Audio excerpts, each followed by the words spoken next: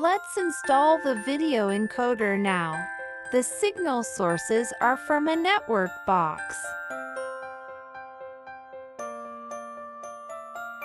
Then connect box with HDMI splitter. Step 1. Connect HDMI cables with L1, L2 and L3 submodule.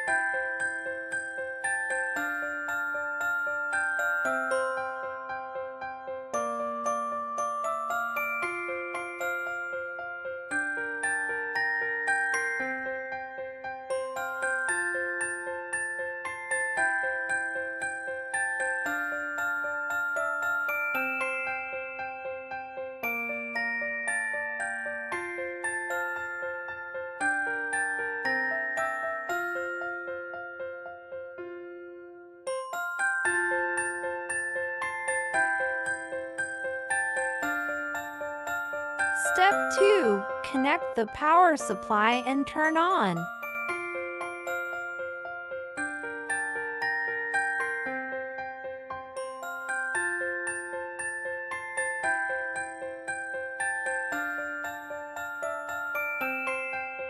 Step 3. Connect the IP data port and NMS.